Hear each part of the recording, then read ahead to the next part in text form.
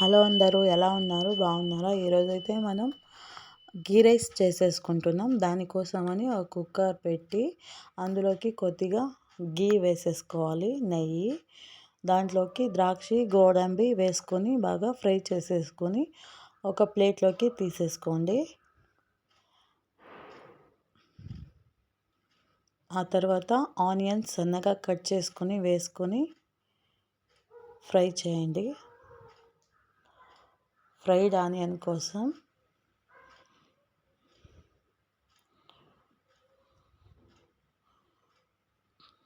చూడండి, ఇలా గోల్డ్ కలర్కి వచ్చేయాలి. ఇలా వచ్చిన తర్వాత దీన్ని కూడా ప్లేట్లోకి తీసేసుకోండి.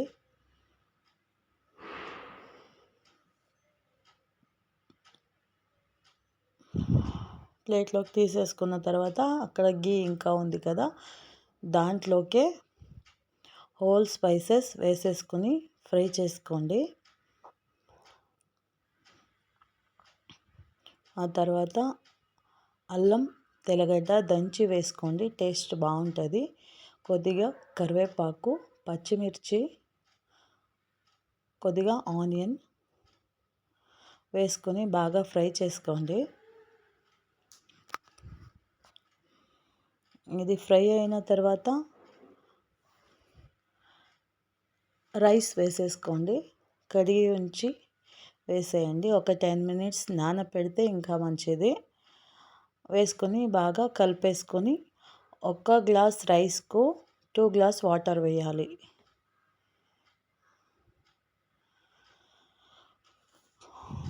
అలా వాటర్ వేసేసుకున్న తర్వాత దానికి సరిపడా సాల్ట్ వేసి బాగా కలిపేసుకొని ఇప్పుడు కుక్కర్ లాక్ చేసేయండి.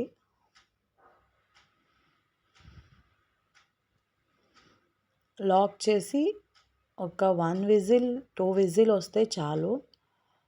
ఆ తర్వాత ఓపెన్ చేయండి. ముందుగా ఫ్రై చేసుకున్న ద్రాక్షి, గోడంబి, ఫ్రైడ్ ఆనియన్స్ మొత్తం వేసేసి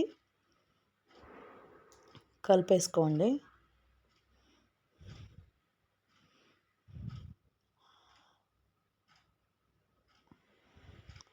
లాస్ట్లో కొద్దిగా కొత్తిమీర వేస్తే బాగుంటుంది, లేదంటే వద్దు.